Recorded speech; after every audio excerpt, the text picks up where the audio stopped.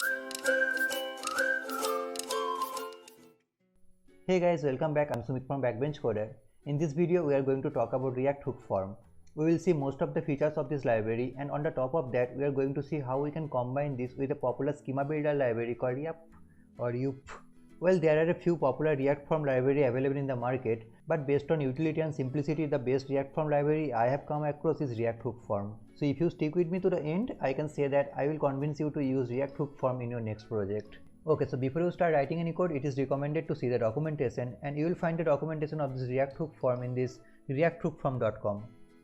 The documentation is quite standard, and you will also see a lot of implementation here. So just go through the documentation, you will find some advanced uses, how you can handle the validation and all, how you can implement this with TypeScript. So with that, let's go into the code. Okay, so as you can see, I have created a basic React app using npx create React app, and then just clean up this file. I'm importing app.css file where I'll write all our custom styles. So there are a little bit of custom styles I need to write. And by the way guys, we are also going to use bootstrap in this project to give this a better look. Okay, and then there is this app component. And if you don't know, in the latest version of React, you don't need to write import React from React. Okay, so with this, just go to your terminal and install two packages, which is React hook form, and the second one is bootstrap. Write npm I React hook form, and the second one is bootstrap. Okay, so the installation is complete, and let's create the basic bootstrap form. So for that, first of all, I have a header. The text is registration form, and the class name is text center, which is coming from bootstrap, and we are going to import bootstrap in a minute. And then there is this form.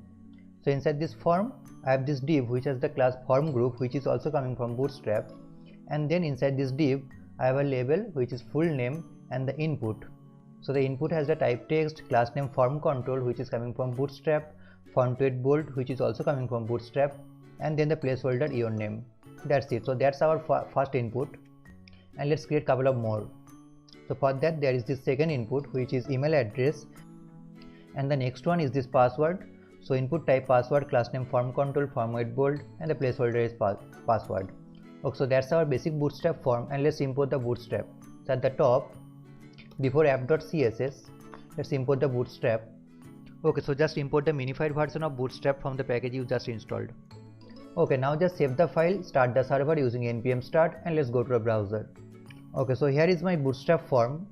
The header is registration form, full name, your name, email address, and all. Now let's give this a little bit neumorphic look. So for that, just go to app.css file, where we are going to write some custom CSS. Okay, so first of all, add a background color and a color. So inside this body, I will add a background color and a color. So the background color is little bit black and the color is pure white. And then target this app.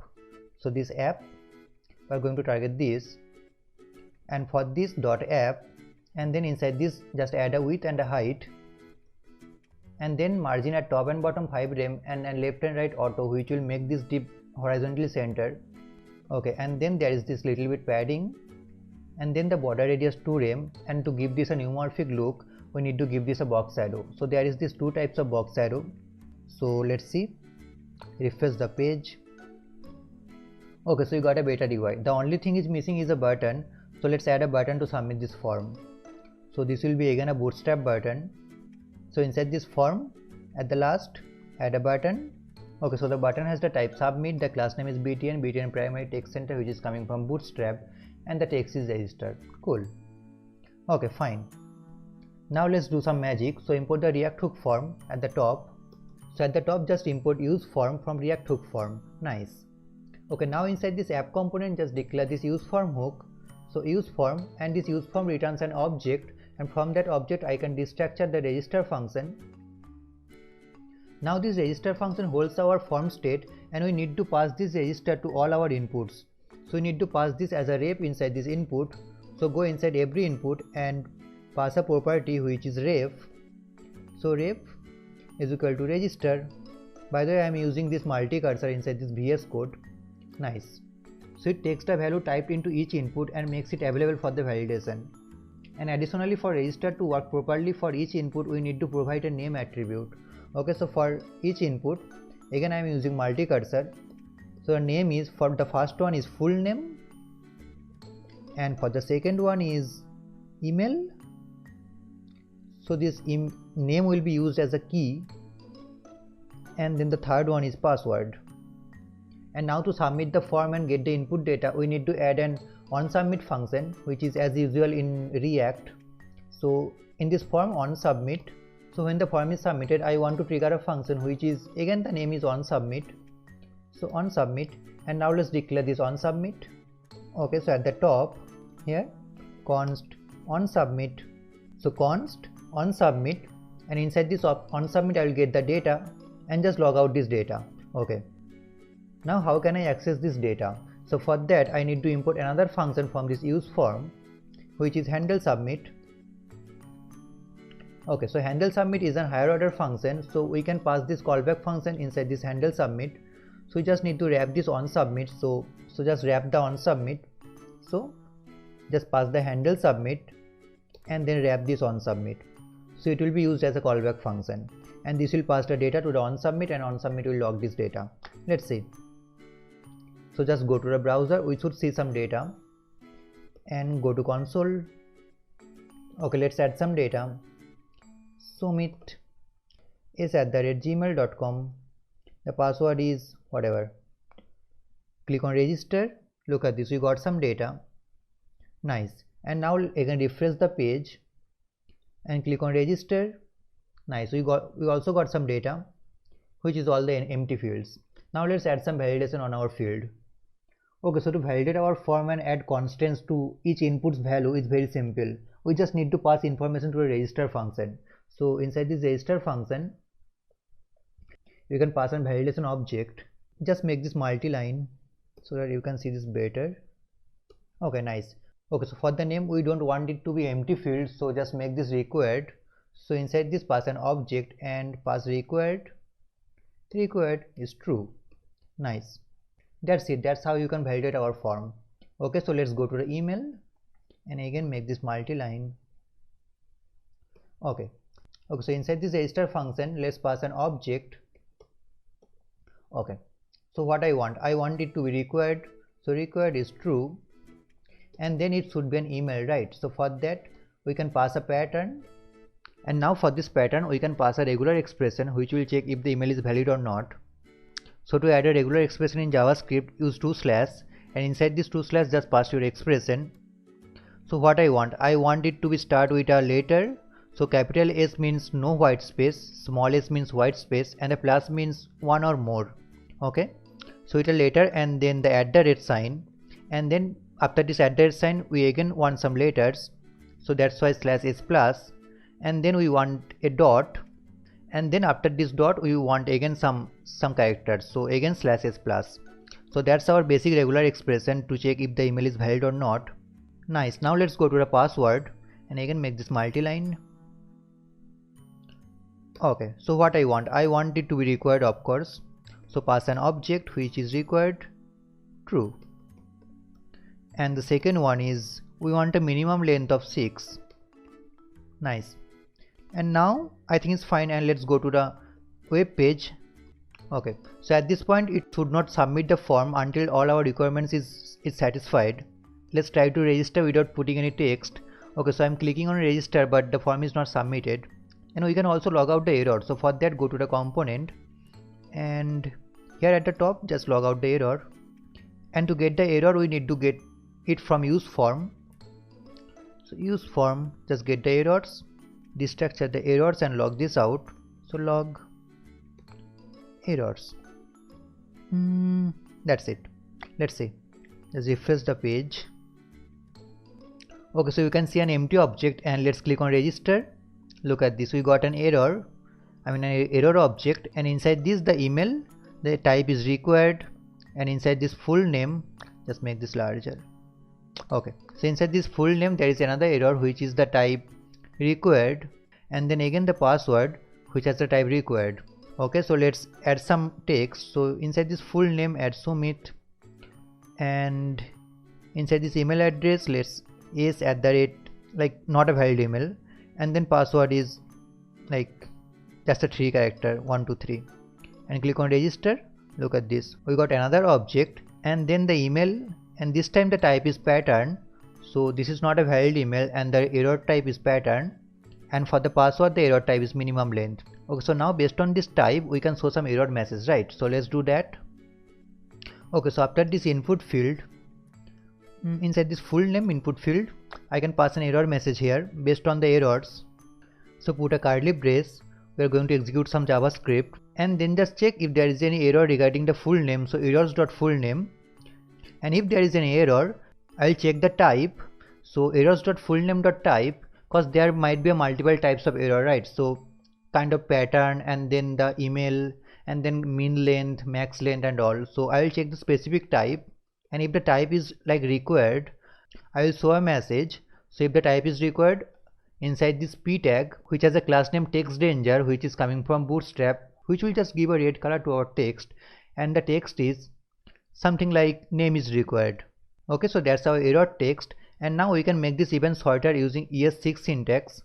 So you can use here optional chaining. So for that, just remove this errors.fullname, and if errors.fullname question mark dots, so this is the same. Nice. And then go for the second one. So for this email address, after this input field, let's add some error text. Okay, so again put a curly brace, and inside this curly brace I will check if there is any error regarding this email and the type of the error is required. In that case I will show a text which is email is required, and then for the valid email I will again put a curly brace. So I will check if the type of the email error is pattern. In that case I will show enter a valid email. Okay, cool. So now for the password, it is quite simple. So again put a curly brace and check if the type is min length. So if this validation failed, this min length validation failed, it will raise an error which has the type min length, and if that happens I'll add a text which has again the class name textDanger, which is coming from bootstrap, and the text is password length must be at least 6 or something like that. And then for the second one, if the type of the error is required, I'll put a text something like password is required. Okay, so inside a curly brace, again check if the password.type is required. In that case just add a text password is required. That's it. Okay, so now let's go to the browser and click on register. Wow, name is required, email is required, password is required, and let's add some name, Sumax. So now the error is gone. So this is taking real time. And then for the email address, let's add some email. So yes, now there is this different text which is enter a valid email. So email is required, this validation is satisfied, and the new validation is enter a valid email.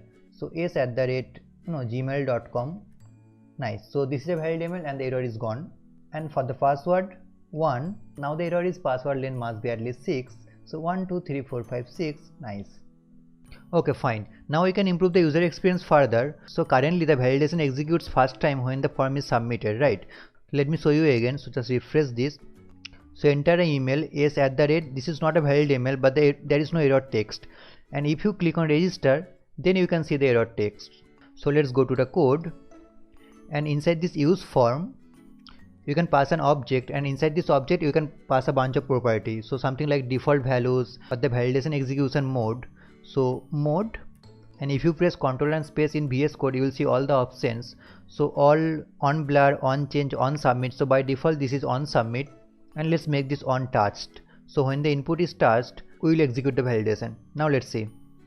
Go to the browser, just refresh the page. Now inside email address, let's put an invalid email. So @g, and now just leave this email address and go to password. Look at this validation is raised. Okay, so let's put a valid email, sumit@gmail.com. Nice. So that's how the validation works. Now let's implement this using yap. So yap is a schema builder library. So just go to npm yap. Okay, so it says yap is a JavaScript schema builder library. It's quite popular. Just look at the weekly downloads. And here you can see some really cool examples. Where it is? Where is it? Yes, look at this. So you can build your form schema like yap.object.shape, and inside that shape just put your validation form. So for the name, just it should be yap.string. So data type is .string. So the data type is string, and this is required. and for the age, this the data type is number, it is required, it should be positive and dot integer. So just change the validation.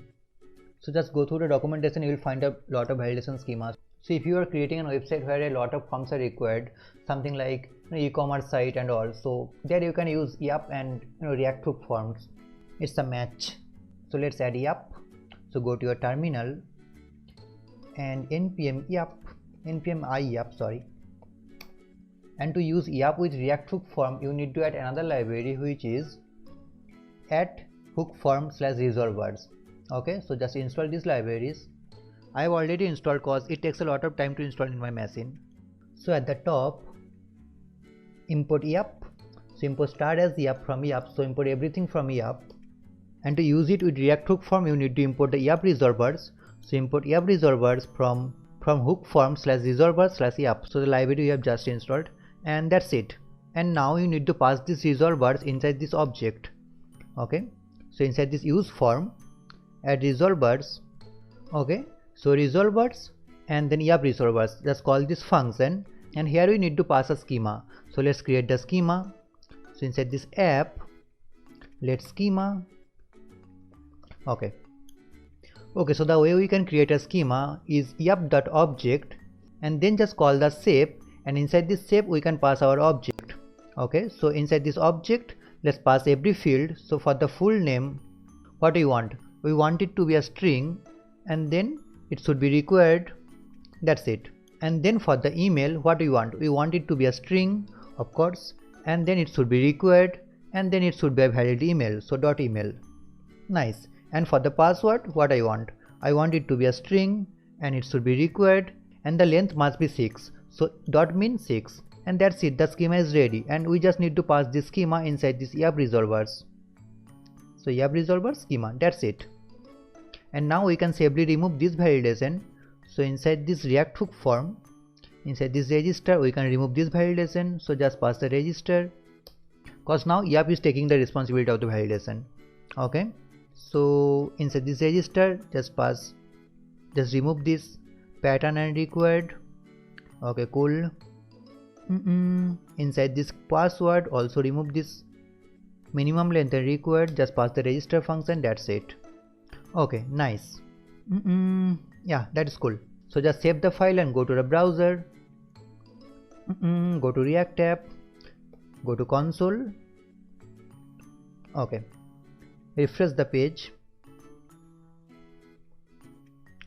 click on register. Look at this, name is required, email is required, password is required. So YAP is taking care of our validation.